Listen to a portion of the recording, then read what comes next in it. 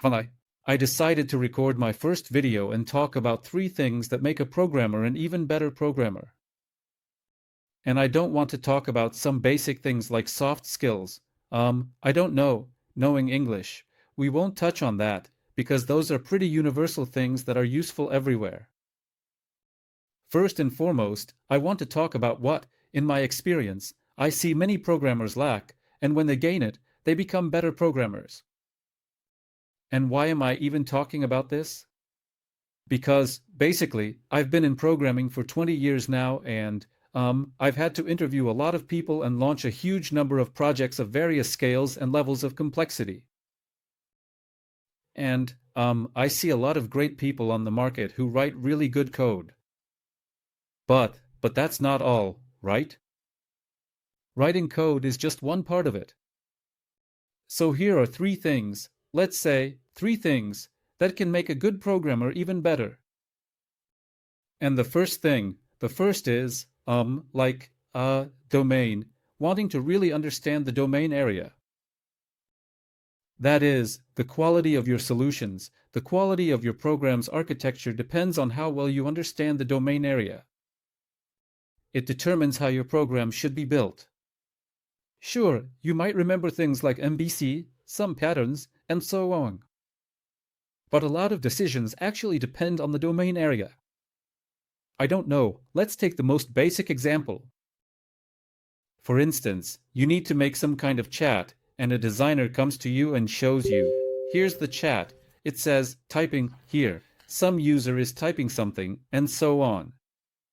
And how are you supposed to design it? Maybe your first thought is, let's hook up WebSockets and so on, and make it super interactive. But that's not always necessary, and whether you need it or not depends first and foremost on how well you understand the domain area. For example, there might be a situation where these are just some comments under orders that don't require frequent updates at all. That's one situation. In that case, polling will work for you. Long polling, yeah, just classic polling. You, send requests to the server every, say, 5 seconds and try to fetch the latest messages. Maybe you have a different situation, you have active communication, let's say, but only a few users at the same time, because it's some kind of internal corporate thing, like a chat that involves a lot of messages, but very few people, like 100 users. And that means if you have 100 people, you'll have at most 100 chats. 100 chats means that if you make a request every second, that's 100 requests per second. And maybe that's going to be simpler than trying to scale a solution that works with WebSockets and so on. I've noticed that besides allowing for better architectural decisions, I've also noticed one more thing. I used to think that programmers, well, they love challenging tasks, more complex problems. And then I was kind of surprised to find out that a lot of people actually want to work not on something complicated, but rather on a technical task that's simple from a business logic perspective. For example, some of my programmer friends are like, oh, we want to work on an online store. Even if it's complex, with heavy loads or whatever, they still want to work on an online store. And they like it because when they're working on an online store, they understand, okay, we have products, we have, prices, discounts, and other things like that. We have orders, and it all makes sense to them, it all works in their minds. But then, for example, when it comes to developing the module block related to logistics, everything starts to feel unfamiliar, and they lose motivation to work. And when they get a better understanding of this logistics, what it is, how it should work from a business perspective, they end up making better architectural decisions, and, they, well, have greater motivation to work. And besides, this is what we're talking about. Why is this important, right? So let's try to define, well, okay, we've established that this is important. At least from my point of view. And from what I've seen, people who are involved in programming, their knowledge of the subject area makes them better programmers than those who don't understand the subject area. We once worked on, an accounting system and so on. I think there will be more videos about this on the channel, and I'll talk about it. But how do you actually start to understand this? First, let me give you some concrete advice, so this doesn't just end up being empty talk without any real recommendations. First, I would recommend a few books. There are 3 books about domain-driven design that you can read. They're exactly about this topic. There's Evan's book. Vernon has 2 books, and there are also some others, like summarized versions. And Vernon, he's more focused on the practical aspects, although he also covers the ideas behind why it should be done this way. But I recommend reading Vernon and Evans, and focusing not so much on, how to structure the code. Yes, how you do all that, because there are a lot of examples in Java and so on, but focus on why exactly this is done and how you. The author is thinking about it. Why we build the code this way, not just how we build it. Next, what else would I recommend? I would also recommend, from a practical point of view, to always think from the user's perspective. Let's say you have some kind of marketplace, and a person or, I don't know, a service that allows you to book a ticket for an event. So, a person comes in, says they want to book or buy, and makes the purchase. And what happens next? I mean, you might get a task, and you're like, oh, okay, I wrote it, there's a book button, and it kind of changes something in the database, and that's great. But you also need to think about what comes after that. How will the user receive the ticket? How will they get there? This is an online event. How will they get there afterwards? I don't know. Is it for a concert, or what is it, or is it a conference? What happens if they lose it there? So you need to fully think from the user's perspective about how they'll use this service. And then you often come up with questions you might not have thought of before. For example, a project manager or a product manager. And it's better to clarify these questions now rather than later. So, we've covered the first point. The second point I want to talk about, and I like that I'm not the only one who brings this up, but John Carmack also expresses the same idea. To me, he's a real authority in the programming world, and I just really like his approach. He says, and I agree with him, that you need to study things in depth. That is, it's not just about grabbing some library and starting to use it, or picking up a framework, or, say, you're coding for Mac, or for mobile, or for Linux, or you're working with .NET, or Node, or something else. And you're just using an external API, or working with some database. No, it's highly desirable to have a deep understanding of how things work. And here, I see that there are 2 approaches people take in the market. I mean the job market, of course. Some people say, why do I need to know all this? I already have to learn all these methods, I just call them, they work, and I don't need to understand what's inside. But some people are willing to study things more deeply. And sometimes it's really simple. For example, let's say you have a Mongo database and MySQL, or MySQL and PostgreSQL. And if you don't know how they work inside, the basics, the foundation, the concepts, then you can't, you don't understand their properties. For example, what will happen if the amount of data doubles? Will the queries become twice as slow, or not?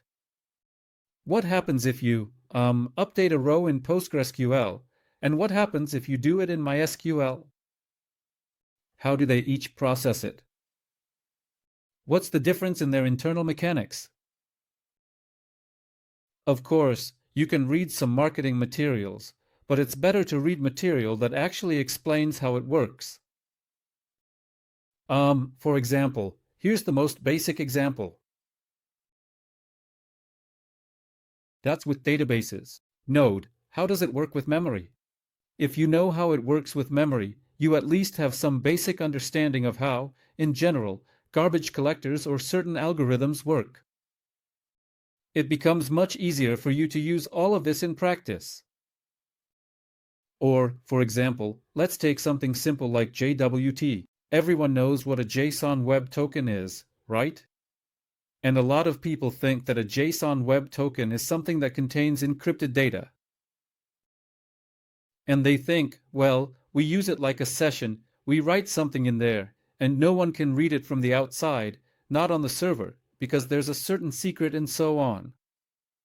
But in reality, all of this can be read without any problem, because it's just a signature. So, it's important to have a clear understanding of what a signature is, or what asymmetric cryptography is, at least the basics, right?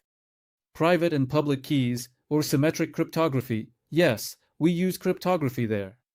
And in JWT, it can be either one or both.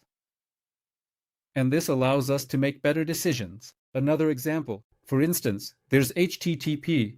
I'm just recalling this from real life right now, HTTP basic auth. And once, someone from the client's engineering team told me, look, everything here is encrypted anyway, because, see, that's base 64, so it's encrypted. Well, you just have to understand that base 64 isn't encryption, it's encoding. These are, the basics, the fundamentals that simply help you understand how this mechanism works. And you can talk about a lot of things like this, about Linux systems, about how user space and kernel space work. For example, something really basic. A developer approaches me, a Docker, everyone use Docker, I think. A developer comes up to me and asks, did they fix the bug on Mac, in macOS? That thing where Docker runs twice as slow as it does on Linux? I look at him and say, that's not a bug, that's a feature. Because if we look at Docker, well, maybe I'm stating the obvious here, but the idea is to explain the concept itself. On Mac, for example, there actually isn't Docker. If you really look at the containers themselves, they don't even exist in Linux either. Containers are an abstraction we came up with to say that there's a certain basically, it's a set of Linux subsystems that allow us to isolate our process in a certain way. And with this isolation mechanism, we say that our process is kind of inside a container. But the concept of a container doesn't actually exist at the operating system level. But what was I trying to say? That these subsystems that provide isolation in Docker, they exist in Linux, and actually, there's even Docker for Windows. The one that runs on the actual Windows kernel. But that's a whole different story. So, we have Docker for Linux, and for Mac, well, on macOS, it doesn't really exist. And on macOS, when we run Docker, a Linux virtual machine is started, and inside that virtual machine, our process runs in this isolation, using the Linux kernel subsystems. And when we make a call, for example, when a process is running, a request is made. It makes a request to the Linux kernel, and then that Linux kernel, in essence, makes a request to the kernel, or the virtual machine makes a request to the operating system's kernel, to get access to the file system, for example, to read something. And of course, this affects performance. And this affects how memory is allocated, and so on. So there are a lot of these kinds of nuances. And what would I recommend? Yeah, so we've basically already discussed why. And let's talk about how to start understanding things more deeply. I would start with the basics, with some very fundamental but not too complicated things. For example, it's common in interviews to ask what happens after a user enters a URL in the browser's address bar and presses enter, up until the page loads. And it seems like a very simple question, but actually, if you dig deeper, you can go through the network stack, HTTP, HTTPS, and the different layers of the OSI model. For example, even such a basic question as DNS, many people, some have never even heard of DNS. Well, most people probably know about DNS, the domain name server. But who actually makes the request directly? Where does the process come from? If we launch Chrome, is it our Chrome that makes the DNS request, or does Chrome delegate this function to someone else in Linux, for example? And this isn't done by the Chrome process itself, but by some other process. How does this work in general? What are user space and kernel space? And how does the file system work? And so on. So, you can really dig into all of this. So, these seemingly basic, well, they're not really basic, they're fundamental, would say, but it's important to know these foundational things. That's where I would start. Later on, What really helped me was studying all sorts of things related to security, because everything related to security is usually about learning how things actually work. And when you understand how they work, you have a good grasp of their properties, and when you really understand their properties, you know what you can do to break their standard behavior. And you can even just figure out how things like SQL injection, XSS, CSRF, buffer overflow, insecure direct object references, and so on work. All of those. You can look into more complex vulnerabilities, like the Heartbleed bug in SSH or the remote code execution issue that was in Bash. And when you start digging into all of this, you basically start to understand things better. But if you want a really simple, really straightforward task. Oh, by the way, at AB Lab we created a kind of baseline. It's 13 topics, I think 13 or 14, and for each topic, there are theoretical questions and problems that really help you gain more fundamental, broad knowledge, basically, a wider understanding of some basic aspects. And one of the tasks I recommend you do is to write a GWT parser. So, write a GWT parser without using any libraries, not a single library, just what you have in your browser or what's in Node.js. Well, technically, there are some nuances in the browser too, but it will work. Just write it without importing any libraries at all. And after you write a GWT parser that lets you extract data from GWT, well, you'll understand, for example, how it works in detail, if you haven't done it before or if you just haven't looked into it yet. Actually, this can be the first step. I think I'll make quite a few videos on YouTube and try to cover different interesting topics. By the way, write in the comments which topics you'd like to see. What topics are you interested in? So, the third thing that makes a programmer an even better programmer is, the ability to design and work with abstractions. And this topic is quite complex, and you could talk about it for a very long time. And it comes with experience. And, so, what would you recommend here? Probably, you need to read some books and try to design things yourself. Practice, practice, practice, design things, don't just analyze existing architectures. The two main aspects of design are, as they say, coupling and cohesion. Or, as it's called in Russian, svязность and svязанность. Yeah, and I think I will do that. Yes, there will be a separate video about this. But what I wanted to say is, try to design things the way I do. For example, some people like TDD, test-driven development. I'm not really a fan. I like tests, but I'm not a fan of that red/green loop, because I usually write code that at least works somehow, then I write tests, then more code. It all kind of goes together for me, and of course, it all ends up in one commit or, in one merge request or pull request. But I really love quickly trying out different API options. That is, this is how I start designing anything. For example, I don't start writing an implementation, but whenever I need to write a module or a library or a class, I always don't write it, but write how it will be used.